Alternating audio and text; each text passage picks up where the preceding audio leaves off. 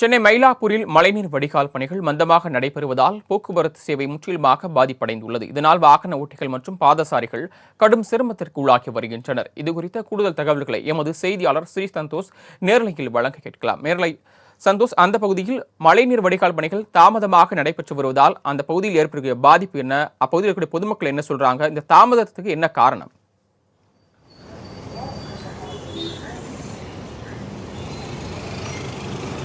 வணக்கம் சரவணன். மாலை முரசு வாயிலாக நாம் நேரலையில் பார்த்து கொண்டிருக்கக்கூடிய காட்சி என்பது சென்னை மயிலாப்பூரில் இருக்கக்கூடிய ஸ்ரீவாரி தெரு பகுதி தான். குறிப்பாக இந்த தெரு என்பது ஒரு பிரதான சாலையாக விளங்கி வருகிறது.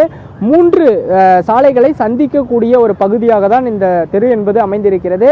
குறிப்பாக வலதுபுறம் திரும்பினால் சிட்டி சென்டர், அதே போல் இடதுபுறம் திரும்பினால் இந்த பக்கம் மயிலாப்பூரில் இருக்கக்கூடிய கபாலீஸ்வரர் கோயில் மற்றும் லக்ஸ் தெரு, அதே போல் இந்த புறம் பார்த்தோம் என்றால் ரயில் நிலையம் அமைந்திருக்கக்கூடிய பகுதி என ஒரு முக்கியமான பிரதான சாலையாக தான் இந்த பகுதி இருந்து வருகிறது.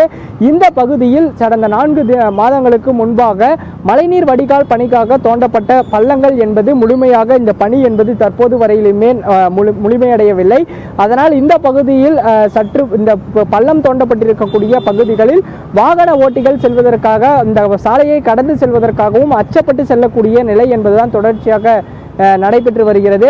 இந்த பகுதியை பொறுத்த வரையிலுமே இந்த லக்ஸ் சாலையை செல்லக்கூடிய இந்த பகுதியில் தான் 100 மீட்டரை தொட்டால் லக்ஸ் சாலை என்ற அளவில் தான் இந்த தெரு அமைந்திருக்கிறது. நடைபெற்று வரக்கூடிய இந்த மழைநீர் வடிகால் பணிக்காக 2 சக்கர வாகனங்கள் சற்று சென்றாலும் கூட 4 சக்கர வாகனங்கள் இந்த பகுதியில் செல்வதற்கான அனுமதி என்பது மறுக்கப்பட்டிருக்கிறது.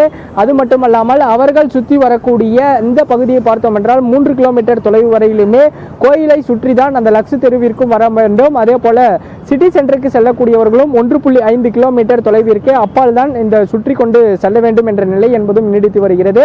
இந்த பகுதியில் செல்லக்கூடிய அருகில் இருக்கக்கூடிய பள்ளி கல்லூரிக்கு செல்லக்கூடிய மாணவர்கள் மற்றும் பாதசாரிகள் வாகன ஓட்டிகள் கடும் சிரமத்திற்கு உள்ளாகி வருகின்றனர்.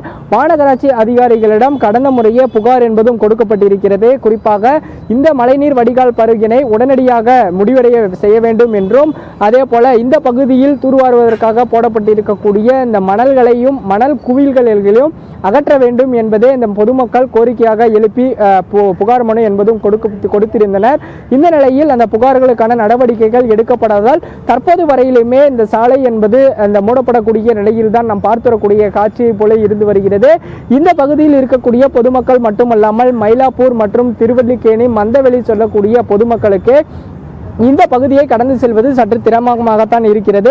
பருவமழை தொடங்கி இருக்கக்கூடிய நிலையில் தொடர்ச்சியாக அவ்வப்போது பெய்து வரக்கூடிய மழையின் காரணமாகவே இந்த மழைநீர் வடிகால் பணிகளை சரிவர செய்ய முடியவில்லை என்றும் மாநகராட்சி அதிகாரிகள் தரப்பிலிருந்து செய்து வருகின்றனர்.